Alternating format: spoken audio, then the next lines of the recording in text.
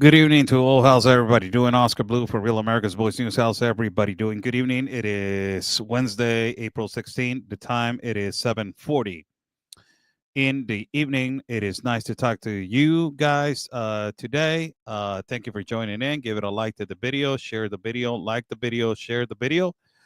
Buy me a coffee is right there, pinned in the chat for people that want to contribute to my independent reporting and travel fund. Buy me a coffee. It is right there. Greatly appreciated. Thank you so much. We're doing these shows every day to bring you the most updated news or, things and topics that they are extremely important right now as we speak. So there is a case right now, a really viral case, Kilmar Abrego, who was deported from the United States of America into El Salvador. Apparently, it was a mistake. Then it was not a mistake, designated as an MS gang. Now they are finding truth and documentation that he was also being linked to the gang, and also that he had a term and he had a rank, apparently, in the gang. And ultimately, I don't know what is going on with, the actual Democratic Party. Really, it's such a disgusting political party. Um, you know, let me just say it like it is. Um, I don't know, and let me just be open about this and tell you every single thing. Imagine if they're defending this one. It's like Petro, the president of Colombia. He said that he was defending the TDA, the Tren de Aragua gang. And he was defending the Tren de Aragua gang and saying, how dare they deport them? How dare, the government of the United States, the imperialist Yankee, how dare they, be treating them like that because they are oppressed. These young kids, they are oppressed and they have lived under a system of the imperialist sanctions and all this stupidity language, right? So, Kristi Noem said, well, I will send you all of them. So you will take care of them. You want to take care of them? Go ahead, take care. I'll send you all of them. And immediately, Petro started denying, no, I don't want nobody from no other country. If it is not, people from Colombia, I don't want nobody from other countries. So shut up. Don't give your opinion then. And I just want to say this. Imagine if the Biden administration was in office. Nobody has touched this topic. Everybody's touching about the going deep into his files, going deep into who he was, going deep into what he was doing. And I'm excited. I'm extremely excited. The Democrat politicians are going down to El Salvador. Oh my God, the way that you're going to be received, it is going to be marvelous to see your face and to see your face that you're going to be completely shut down. If you think that you had an opportunity with the Trump administration, it is going to be 3 to 4 times even more difficult in El Salvador. The approval in El Salvador of Nayib Bukele, it is up to more than 90%. You are going to get neglected on every single thing that you're going to go over there and try to release him into population. So let me just tell you the situation in my own perspective. Imagine if the Biden administration was in government right now. My God, am I getting shadow banned? How disgusting this is. Please like the video, share the video, like the video. And imagine if the Biden administration was in government right now. Imagine this case. Do you think this case will be, right now, he will be heading out? This guy entered the country illegally. It is a violation of Section 8, Article 1325 of the immigration law for, Congressman Crockett, I think it is her name, that said that there's no crime coming in illegally. There is a law. I don't know if you know that, but there is a law. When you come in illegally, that it's punishable up to 12 months to 24 months in the federal system. And then you get deported to their native country. Kilmar Abrego entered the country illegally. Kilmar Abrego entered the country illegally. That's a first violation. So the United States of America has the right to immediately deport and to return this individual that crossed illegally into the United States of America. He committed a crime. I don't know if the Democrats are aware of that, but he committed a crime. Now, let me just go and remind these people, first and foremost, let me just remind these people, hold on. Where is it? Right here. This is Article 8, Section 1325. Improper time or improper entry by an alien. In improper time or place, avoidance of examination or inspection, misrepresentation, and concealment of facts. Any alien who enters or attempts to enter the United States at any time or place other than designated by immigration officers, eludes examination or inspection by immigration officers, or attempts to enter or obtains entry to the United States by a willfully false, misleading representation or the willful concealment of material facts shall, for the first commission of any such offense, be fined under Title 18 or imprisoned not more than 6 months, or both, for subsequent commission of any such offense by fine under Title 18 or imprisoned none more than 2 years in the United States. Was he in prison? No. But he entered the country illegally. First and foremost, you know, if the Biden administration was in office right now, it will be a complete disaster. All of these TDAs, all of these people that they have committed crimes, all of these people that they are, illegally doing illegal, aggressive crimes in the United States of America will be still in the United States of America. No doubt about it. Caravans will continue right now. People still will be dying in the Darien Gap. The massive flow will be still continuing. In the Darien Gap, women will still be raped and abused in the middle of the Darien Gap. Children will still be dying in the middle of the Darien Gap. NGOs will still be making millions. Chuck Schumer will be releasing millions to these NGOs that they're lawyer firms that they work in the borders. Everything will be completely different. This case will be not the case. And they're trying to turn it, and let me just say, and let me be blunt about it, they're trying to turn this Kilmar case into a George Floyd kind of case to revolution the Latino culture, to revolution the Hispanics. But the Hispanics and the Latinos were completely aware of what you're doing. And we're completely wide open into what you're trying to do. And again, you're trying to use this for your political warfare. That's what you're trying to do. You're trying to use us for your political warfare. Again, it is not going to happen. It is not going to happen with your Black Lives Matter, all these Black Lives Matter movements, all this radicalist that you did with George Floyd. You're trying to do exactly the same thing with Kilmar Abrego Garcia. And you're trying to use the population, the migrant population, to uphold a radical movement against the government. And sadly, the guy got busted. And,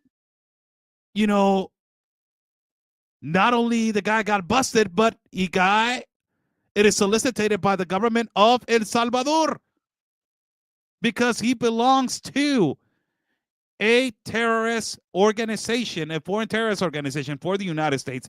And in El Salvador, the MS gang is designated as a terrorist organization.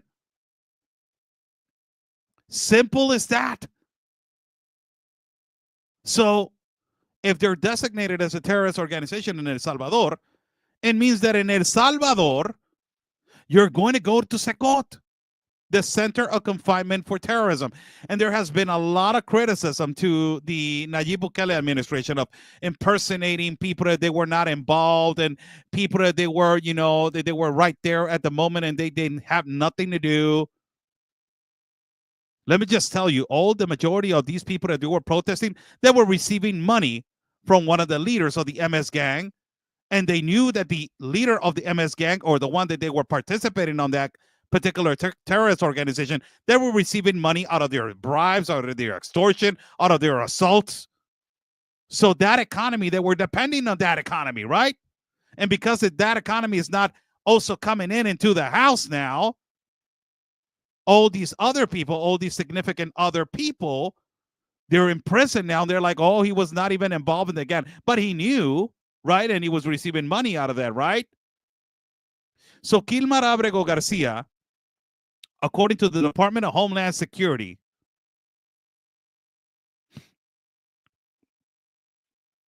Department of Homeland Security says, had a history of violence, was not an upstanding Maryland man. The media has portrayed him as. According to the court filings, Garcia's wife saw domestic violence restraining order against him, claiming he punched, scratched, and ripped off her shirt, among other harm. The MS-13 gang member, it is not sympathetic figure. There's a comment right here from on the chat that says MS-13 gang members asking for asylum because a rival gang, MS-18, wants to kill him. Not only that, his wife filed for a restraining order against him for beating the out of her. You're correct, Richard. Saludos, compa. That's the way it is. If you already committed the crime of coming in illicitly or illegally into the United States of America, you already committed one crime, buddy. And you're punishable after 12 to 24 months in the federal system. Did he serve his time in the federal system as he came in legally? I'm just asking a question. No, right? So he was basically, you have the right now to hold him in the federal system or to deport him immediately if the country of El Salvador is soliciting to say, oh, he's an MS gang member. Let me tell you, the government of Nayib Bukele is not effing around. And sorry about my French. I met the Minister of Security, the right-hand man of Nayib Bukele. In 2023, Ben Berquan, Real America's Voice News, and myself, we traveled to El Salvador to show the prisons on how they have revolutioned the system and how in some other prisons that they're not SECOT, the Center of Confinement of Terrorism, in other prisons that they are also level 4, that there's high-level security prisons, they have these programs to get the inmates to be participating in tasks, as they are the ones that they build the cubicles for schools. They're the ones that they make the textbooks for the schools. They're the ones that they are the manufacturers for the system and the educational systems inside the prison for the outside of the schools. These inmates, they're being productive. They completely change they completely changed the ideology of how a prison was being run. And who am I talking about? Before I put him on screen, this is the guy. He's shaking the hand. He's a marvelous human being. I met him. He's an extremely intelligent, marvelous human being.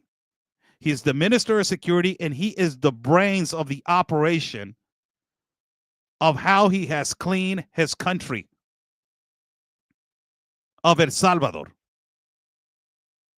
This, let me just put something on the screen for people to understand what these Democrats, if they are trying to go to El Salvador to have, and look, and oh my God, it's so annoying. They talk about imperialism, right? These Democrats, they talk about the right-wing extremists, that they are so imperialist. Look what the Democrats are doing. They're trying to tell a foreign government what to do. They're trying to tell El Salvador what to do. They're trying to tell Nayib Bukele, this is what you need to do. You're talking about that these guys are imperialists, right? The right-wing imperialists, the extremists, the white supremacists, the bootlickers of the Americas, of the white man. But the Democrats and the progressive liberals are trying to tell a foreign government that has fixed a problem, eradicated terrorism from their streets, from being the murder capital of the world to be one of the safest countries in the world now. And you're trying to tell them to start releasing people. Do you know what domino and trickle effect it is going to have that? If you release one, they're going to have to release hundreds of thousands of them, because everybody's going to start saying, oh, if you release that one, I want to release this one, and this one, and this one, and this one. This is the Minister of Security of El Salvador. His name is Villatoro. Guess what? I want to show this to you, because now that El Salvador is being viral, we visited El Salvador, and I sat down with Mr. Villatoro in an interview in El Salvador. This is me right here with him, talking directly, and I'm asking him really particular questions on how they handle this terrorism inside of their country. For all you Democrat progressive liberals, that you're going to try to go to El Salvador to tell this man right here, Mr. Villatoro, that he's a great minister of his country, or to tell the administration of Bukele, you're not even going to reach to Nayib Bukele. You're going to have to pass through this guy right here. And this guy, if you think Nayib Bukele is a tough guy, this guy, it is 3 to 4 to 5 times tougher than Nayib Bukele. If you think that Nayib Bukele, oh, he's tough, this guy right here that he's sitting right here in front of me, this guy, he is a bad He's not tolerating no terrorism whatsoever in his country. Now, let me just, there's somebody asking right here, Oscar, can you clarify whether some inmates will ever get out of Secot? That, he can answer that in this interview. I will translate this interview again for you guys, so you guys can understand the questions that I'm asking him, and how this Kilmar Abrego situation, how the government of El Salvador, it is going to handle this. They're not playing around. This is not the Biden administration. The Bukele administration has put an example to the world. If you go to Venezuela and if you ask a Venezuelan citizen, will you want Bukele or you want Maduro? They will tell you Bukele. If you go to Honduras, Guatemala, Nicaragua, Mexico, they will tell you we want Bukele. If you go to Colombia, they will tell you we want a Bukele. It is not even a lie. Only the progressive, disgusting leftists, that they call them an imperialist, they never have talked to citizens of El Salvador to ask them, like, hey, how do you feel about this? Of course, you have the left in El Salvador that is small, but the popularity of Bukele in his country, it is plus 90% of approval. So everything that is decisive in terms to Kilmar Abrego, it is going to be turns to this. Listen to this interview. I will translate some of the parts and fast forward to another ones. This is the first question that I asked the Minister of Security, of the Public Security of El Salvador, Mr. Villatoro.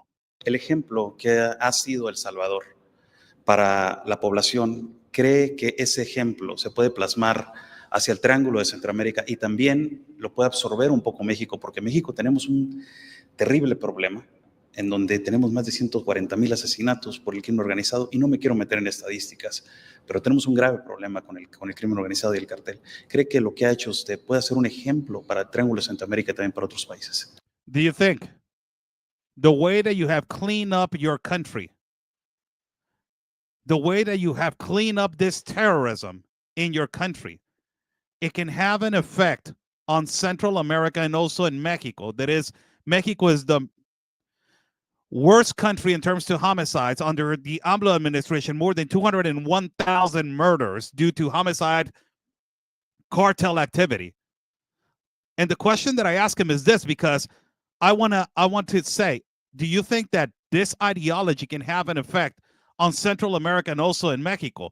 The way that you have run your country, and look what he says.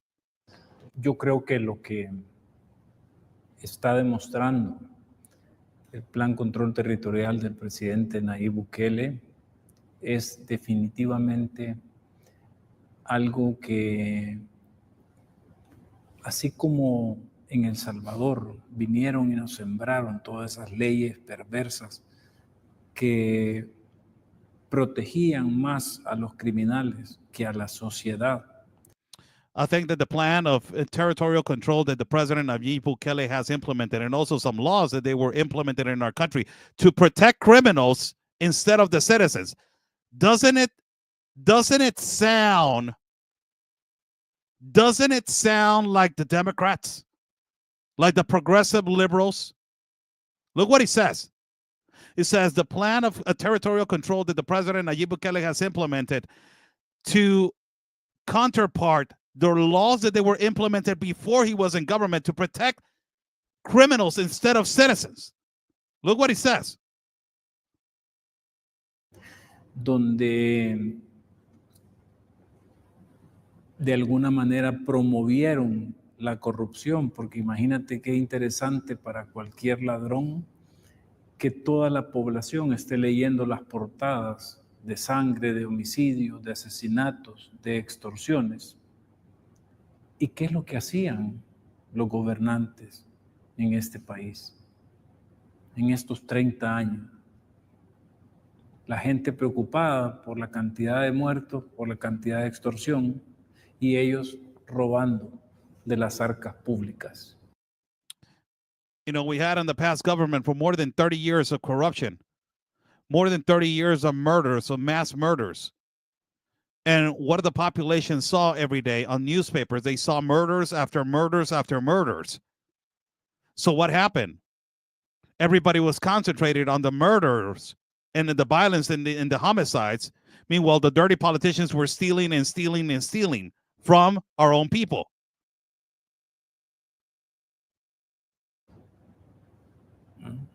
Pero es un mecanismo perverso que no solo en El Salvador lo dejaron. Y estoy seguro que cualquier país que quiera verdaderamente luchar y defender a sus buenos ciudadanos frente a estas hordas de criminales, lo puede perfectamente hacer. It is a perverse system that they have mechanically built, the corrupt governments. But if the people and the government really want to fix their country, they can actually copy our system and they can actually accomplish it and eradicate a problem like we did it. Porque lo que El Salvador descifró de la perversa, el sistema perverso de justicia penal que nos dejaron, lo agarro aquí, lo aplico en México, lo aplico en Colombia, lo aplico en... Es lo mismo. Es lo mismo. Pero por supuesto, necesitas de la valentía y la visión de amor profundo al país y a sus ciudadanos que tiene el presidente Nayib Bukele. Pero estoy seguro, Oscar, que esto que se está haciendo acá está llenando de mucha esperanza a millones de latinoamericanos, y son ellos los que van a demandar de sus gobiernos que implementen soluciones. You know, this can have absolutely a trickle effect. And also it can work absolutely in other countries. but it's not going to be only the government. It is going to be the people.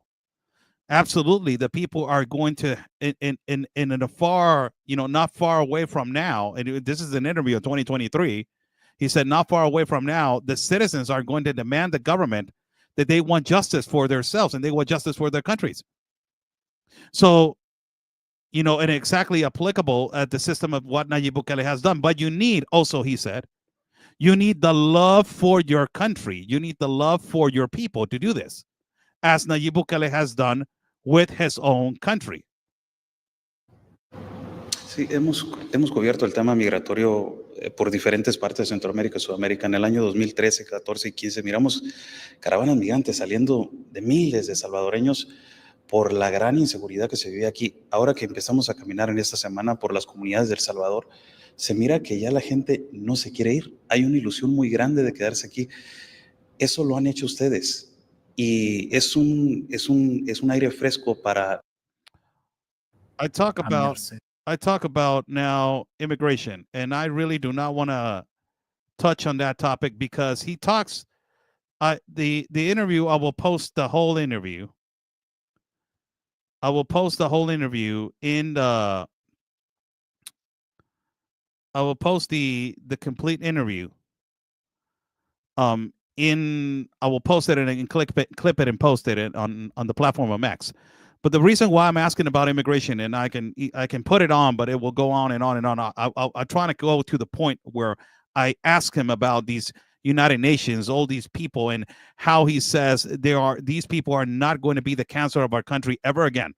This goes out to you, all you Democrats, all you congressmen, all you senators that you're trying to go to El Salvador and trying to tell El Salvador what to do. You're going to have to go through this man. And this man is a tough guy. And it is not going to be easy for you to go through him. So I asked him about immigration. And I'm saying a lot of the people are coming back. A lot of the people are coming back to your country now because of the level of security. He said, yes, it is beautiful to see that. But listen to this question that I asked him about, and how he relates to the United Nations, OIM, and all this disaster and disgusting organizations that they have not done anything profitable for, what has happened that is open border policies. A merced de estos cobardes terroristas. Increíble, y eso es lo que más ha hecho la voluntad de cambiar el país en 360 grados. Es un aire fresco para haber devuelto la esperanza a millones de salvadoreños, y no solo devolver la esperanza, sino que ver y sentir cómo ahora los salvadoreños se pueden desplazar libremente. Nayib Bukele has given back the hope to the people because of what he has done, secure his country, or what he has done, and it's something that, because we locked up all of these people, now our people, the good citizens, are easily to move around in our country. Por todo el territorio nacional hemos visto lo que pasó en la Semana Santa del año pasado, que apenas teníamos unos días de régimen de excepción, de guerra contra las pandillas, lo que pasó en las fiestas de agosto del año pasado, lo que pasó en nuestras fiestas patrias de septiembre, donde toda esa alegría de la gente de poder desplazarse sin temor. And now we have our people that they are, basically enjoying the festivities of our country. They're enjoying the festivities of our country when before they couldn't do that because the MS gang was basically terrorizing and controlling the system and controlling everything in our country. Vemos cómo ahora en esas colonias o esas comunidades que estaban controladas por estos grupos terroristas, ahora ya los niños juegan hasta altas horas de la noche. We can see in neighborhoods which they were controlled by the MS gang, and now you see children that they can play, and late at night, after hours of late at night. Ya sus padres ya no tienen que dar ningún tipo de pago para salir o entrar. Their parents, they don't have any more to give out a payment. Every time that a family wanted to go into the neighborhood, they needed to pay a tax to the MS gang. Imagine that. Su colonia definitivamente incluso a nuestros hermanos salvadoreños que están en el exterior, también es algo que los llena de esperanza, porque yo creo que todos nuestros hermanos que están en el exterior añoran venir a morir a su patria. You know, and it goes out for all our foreign Salvadorians that they are outside of our country. They dream about coming and dying in their land, in their country. I'm putting this video and I'm putting this interview so you guys can understand what kind of a tough guy you guys need to understand, what kind of a tough guy the Democrats and the progressive liberals have to go through. This is not going to be easy for you guys. It is not. And it is a lose-lose situation for you guys. I don't know why you guys are pushing this. This guy absolutely broke the law when he came into the United States. He has been labeled as a foreign terrorist individual, that he belonged to this gang, apparently. And there is comparable evidence that he did. And you have to deal with this kind of people. Now,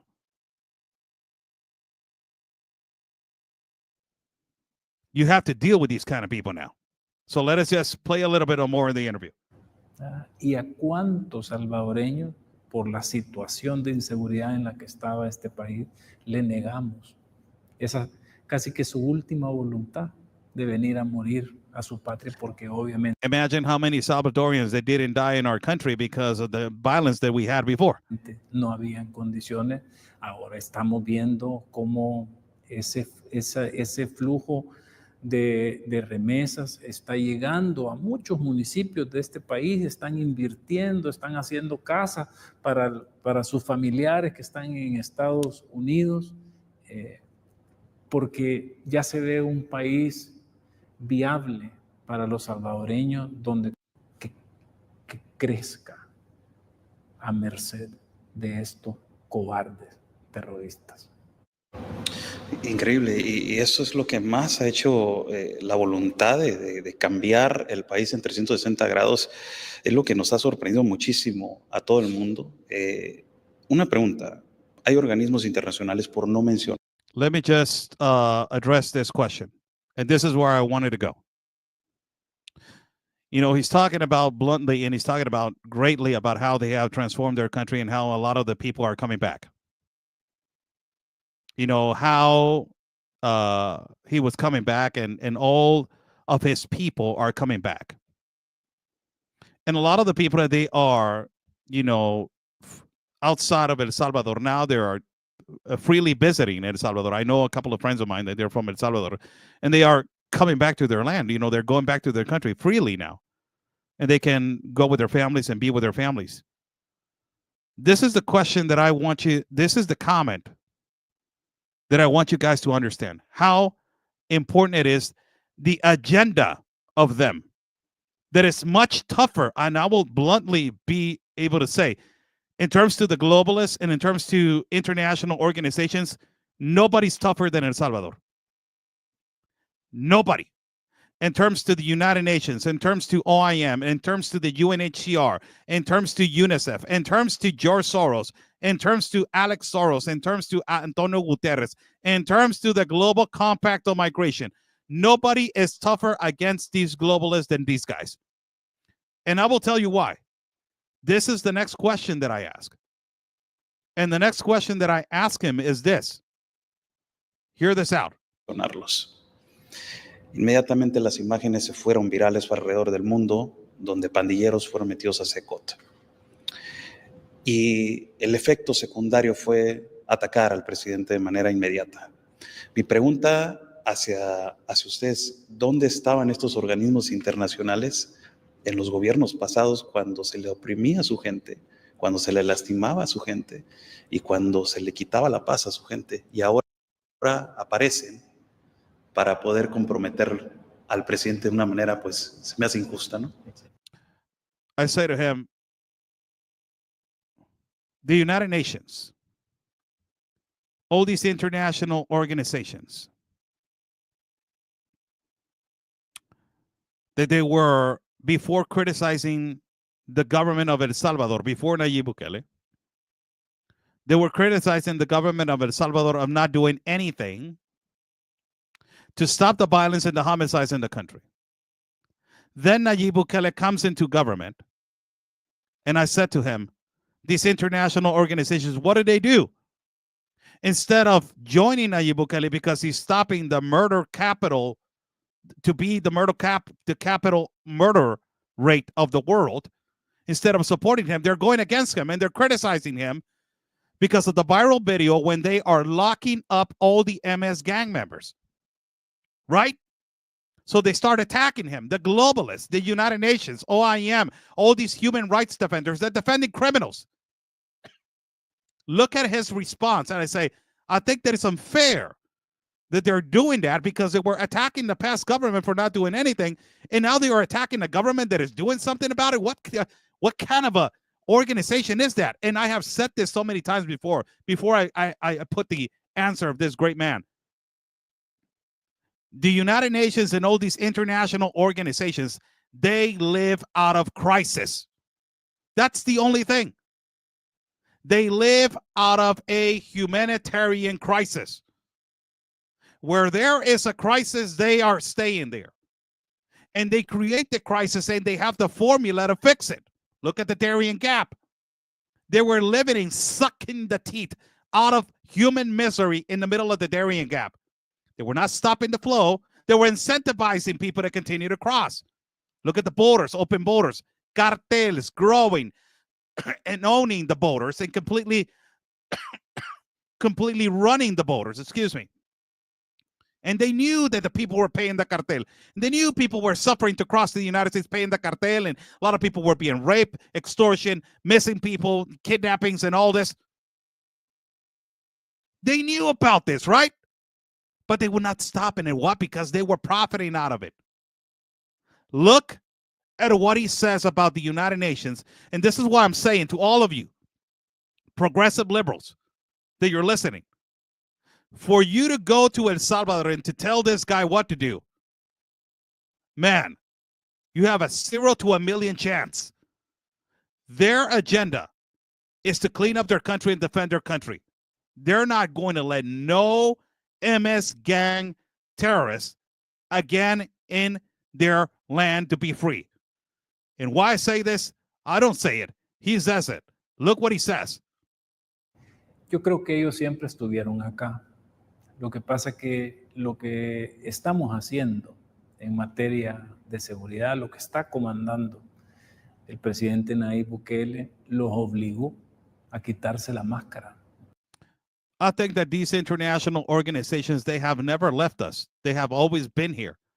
But what Nayib Bukele has done is that has completely unmasked them, that has completely showed their true colors. Y a develarle al mundo and to reveal to the world lo que son. What these international organizations are. Son adoradores de criminales. They are lovers of criminals. Look at this great man, what he just said.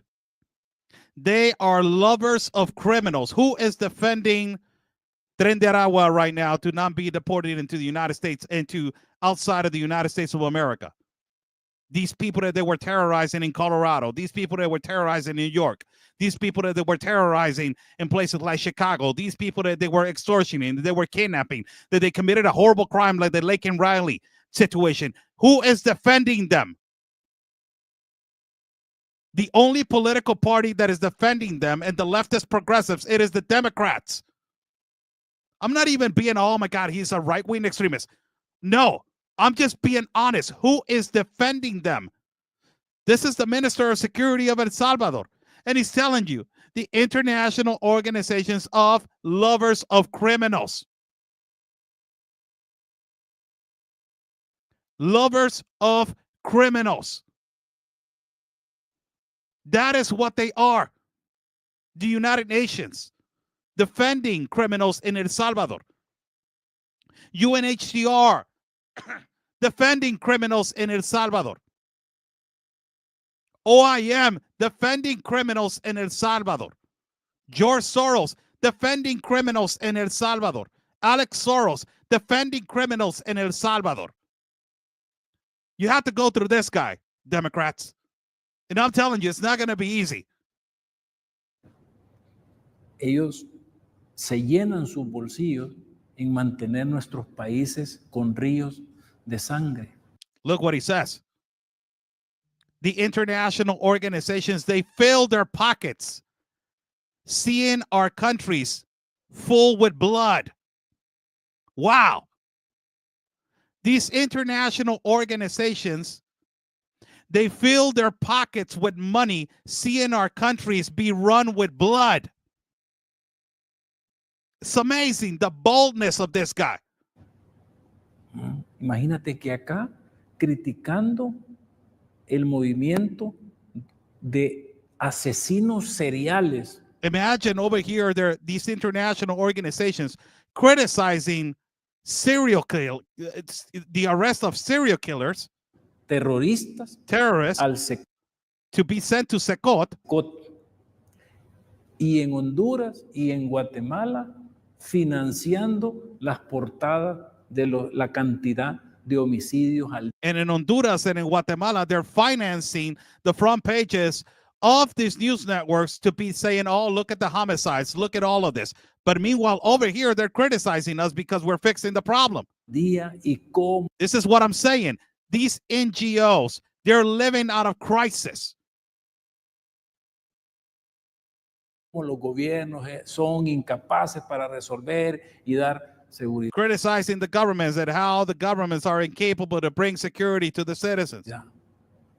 Y acá. And over here in El Salvador, what do? Llorando. Crying. Por los derechos de esos asesinos. Crying, these human rights defenders, they're crying to defend the rights of these murderers. Seriales. These serial killers. Les molesta que les hablemos con firmeza. They get bothered and they get upset that we talk to them firmly. Les molesta que les diga que no vamos a gastar un centavo. They get upset if we tell them we're not going to waste not even one penny $1 en rehabilitar to rehab ese tipo. We're not going to spend not even one penny to rehab those kind of serial killers. Lo que nos vamos a garantizar. What we are going to guarantee como gobierno y como Estado, as government and as also as state, es que los que van al Secot, that the people that they go to Secot, no regresen nunca.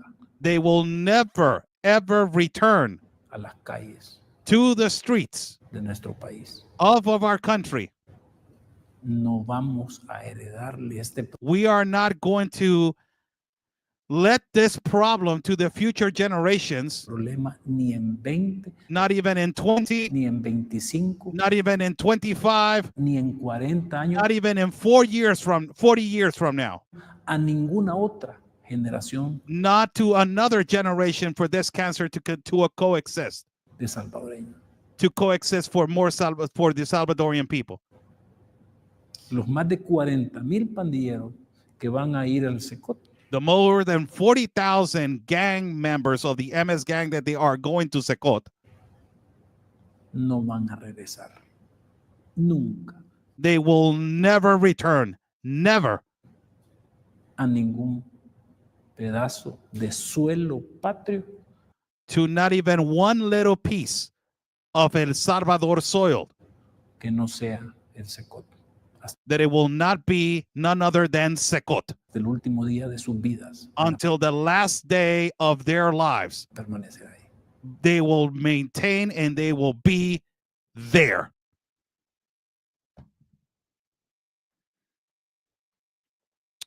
I will clip this little part right here. I will clip this little part for all of you progressive liberals right now.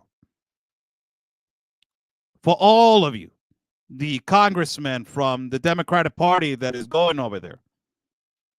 For all of you. This is my interview with the Minister of Security of El Salvador.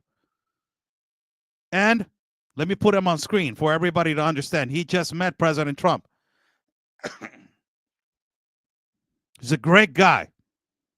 He's a great human being. He's nothing to play around with. The interview that you just heard, and I'm just giving you a heads up for the people that are trying to go to El Salvador to tell the El Salvador people how to run their country. You don't even know the suffering and the horrors that they have gone through. You don't even know the atrocities that they have gone through. It's like you trying to come over here and tell us how the cartel is not a reality. The cartel is not a reality. No. The violence in your country is not a reality. We should liberate all these people.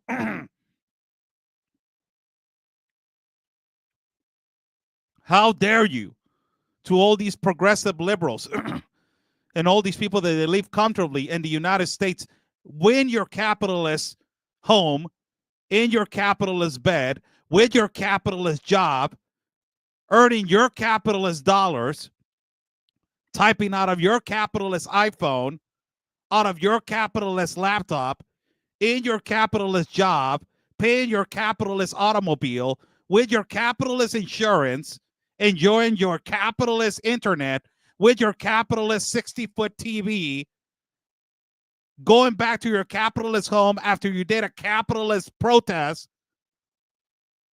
How dare you go to their country and tell them what to do after what they have gone through? Who are you to tell them how to run their country? Who are you to tell them how to run their laws? Who are you to tell them what they have gone through? You're nobody.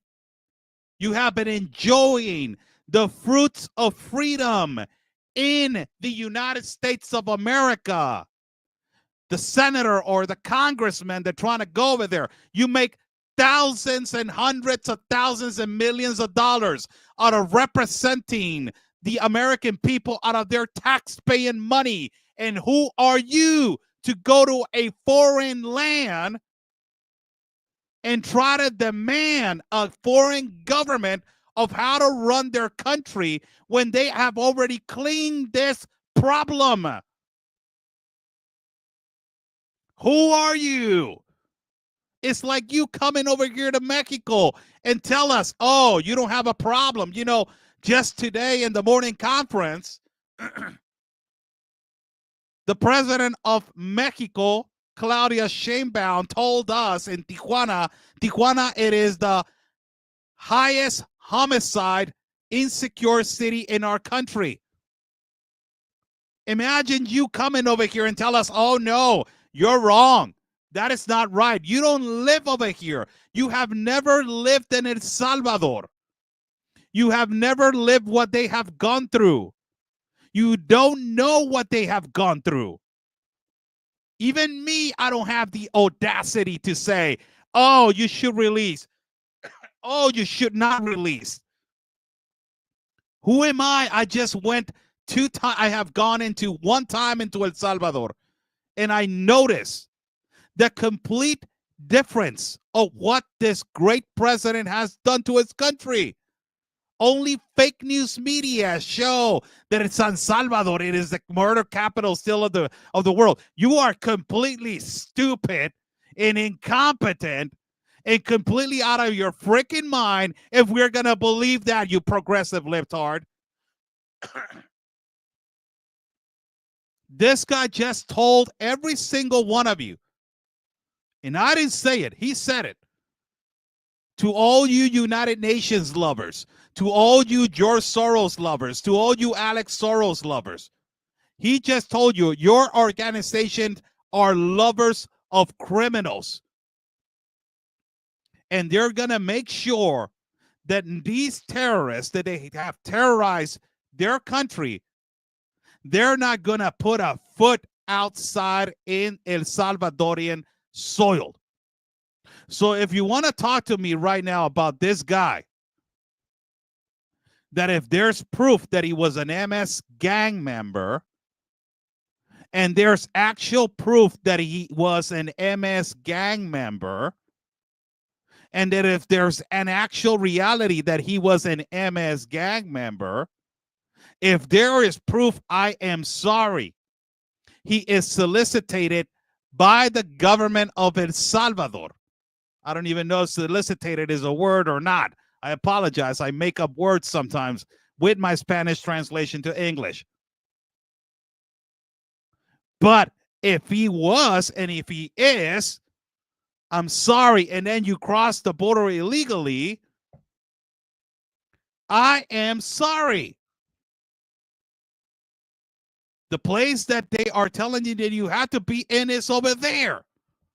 Now you have to add to the fact of the government of El Salvador, if they are going to release him or not, that is not the United States government of authority.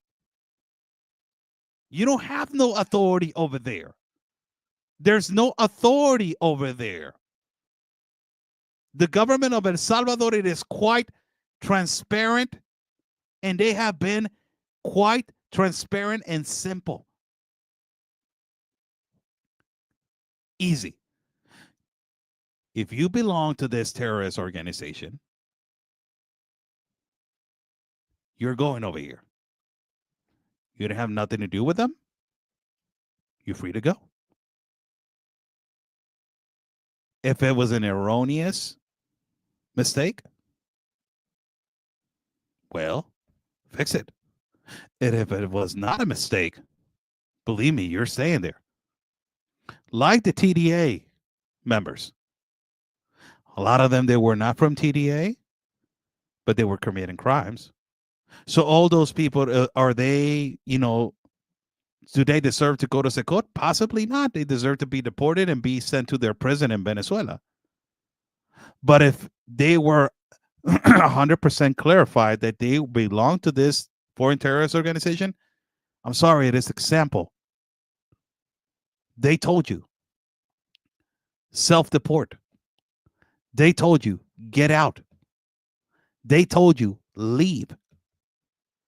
You didn't want to leave. You did not want to self-deport. You did not want to return to some other country. And now some of the progressive liberals, they're saying, well, why don't you deport all these MS gang members to Mexico or the TDA to Mexico? What the hell, man? Why do we have to deal with this problem also? Oh, because you let them through, you let them pass. Hey, everybody was part of the global compact on migration, but if these people already have a solicitation to go to their country and serve some times over there, well, you got to go to your country, serve some time over there. It is simple as it is. It's unbelievable. It goes beyond my comprehension right now. It goes beyond my comprehension right now of what they are trying to defend, of what they are trying to do. It goes beyond my comprehension. So for every single one of these Democrats or these politicians that they are going or they are trying to go to El Salvador to tell these people, hey, you know what, man? This is what you need to do. You need to release him now, because I'm here and I'm from the United States of America and I'm from the Democratic Party, and you need to release him right now. Well, there is a really funny picture right now that this is your party right now. Solicited. Thank you so much. Sorry about my English. Apologize for that. I won't let them remove you, says Nancy Pelosi. Don't worry. Come here. You want to stay in my home? Have some steak, ribeye? You want to just get some scrambled eggs in the morning? Easy on the top? That's what you want to do? How's everybody doing? Thank you so much for joining in. I'm Oscar Blue for Real America's Boys News. Buy me a coffee. It's on the top right there, pinned in the chat and Facebook and also on YouTube. If you guys like to contribute to my independent reporting and travel fund, thank you so much. Greatly appreciate it right now. So you can donate right there. One coffee is $5. 2 coffees is 10. Whatever you want to donate. Thank you so much. God bless you. A picture that is worth 1,000 words. That is worth 1,000 words. Holy Week, it is coming up. I'm going to be posting one of my trips that I went to. I want to close this this live feed playing this video.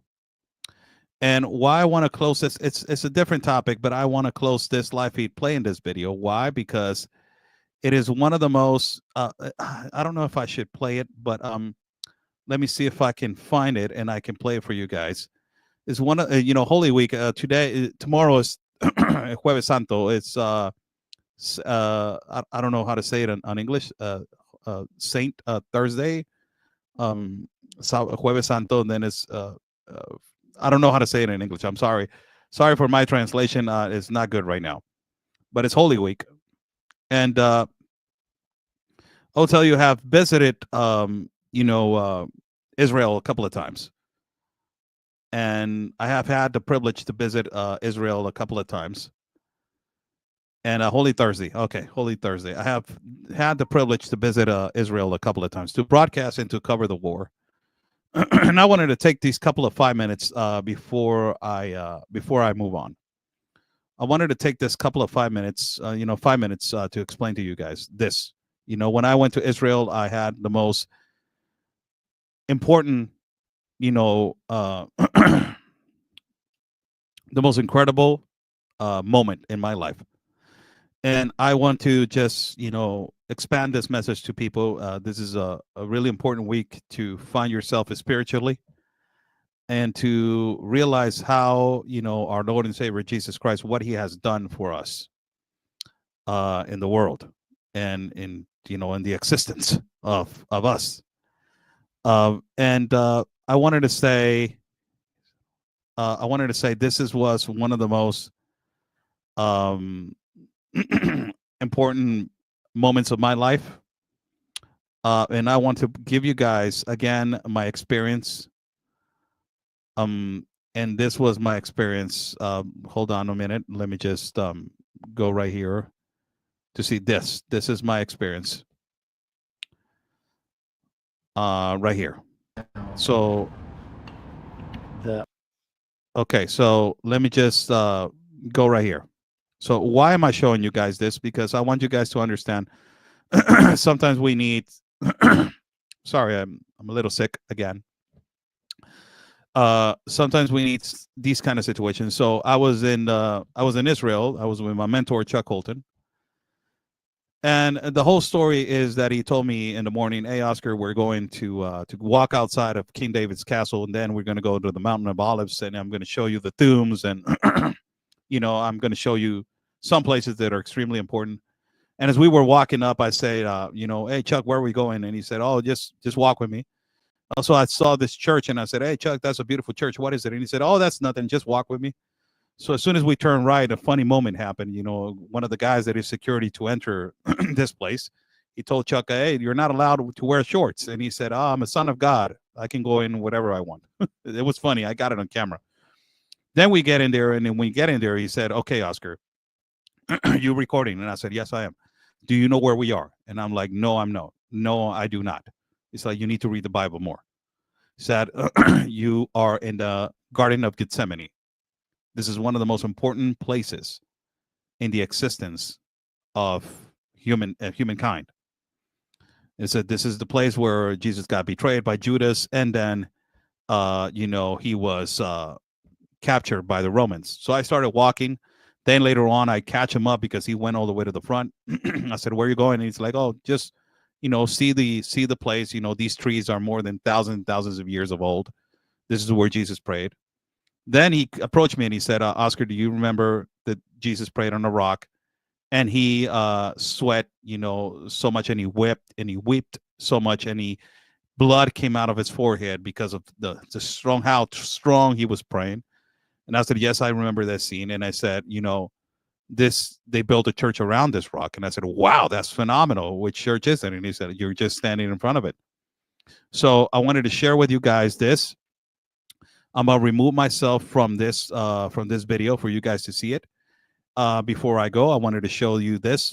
It's going to be Holy Week, so I don't know if tomorrow I'm going to go live or possibly on Resurrection Sunday I'm going to go live. I want to also do something personally and spiritually for myself also, but I wanted you guys to see this, and it's phenomenal. It's an incredible moment, the most incredible moment that I have ever had in my life. It is this. Why? Because as soon as I went into that church, the energy was incredible. It was an impact.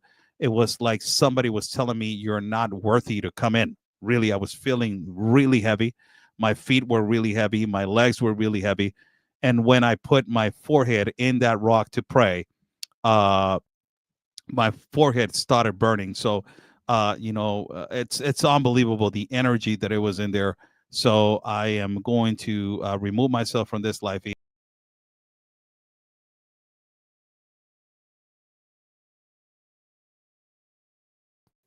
Press 1 if you hear the audio. Press 1, please, because I don't know if you're going to hear the audio, okay? Now, the archaeologists back a couple hundred years ago, when they figured out that this was the place, they found out that there was one particular special stone that people would come here and would pray on, and they believe that's where Jesus prayed when he sweat the drops of blood. So they know which stone he was on, and so they built this church over that stone, and they made the stone the altar in the front of the church. And wow. Normally, the first 2 times I came here on tours, you couldn't even get in here. It was so full. It was so packed with people. And now we'll have it almost all to ourselves. So the thing is, you can film, but you can't like do like videos and all this stuff. You got to be quiet, and you go in and you can literally pray on the same stone that Jesus prayed on, which is pretty amazing. This is amazing. Let's go in there and see. Wow.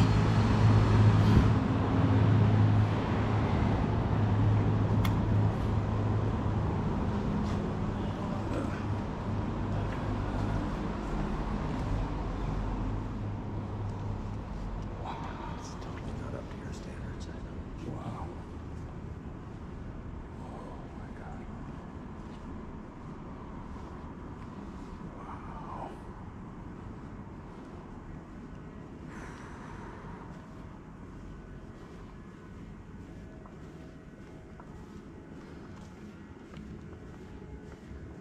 That's it. That's the stone. Oh, wow.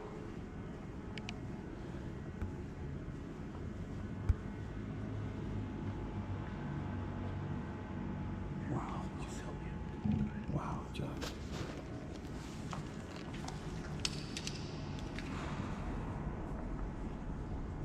Can you touch it?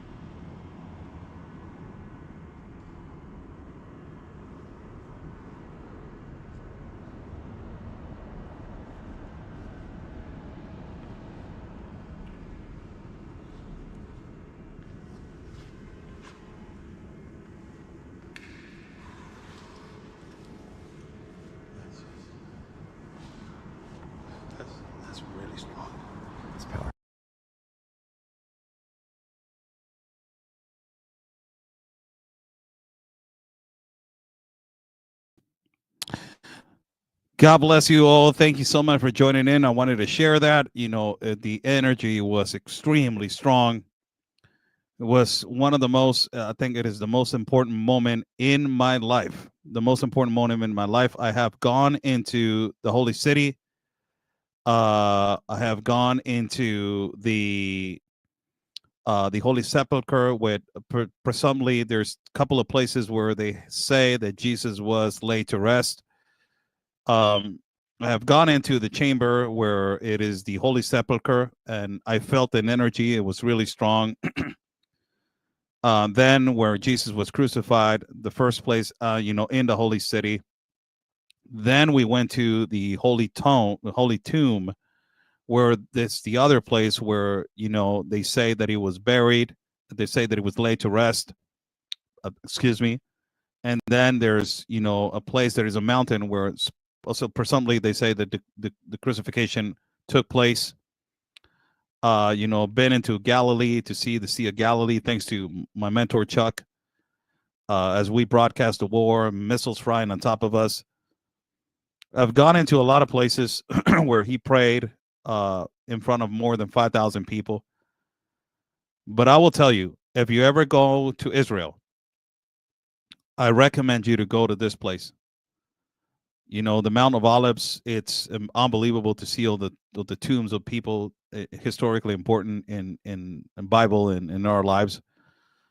But if you go to the Israel, go to this place.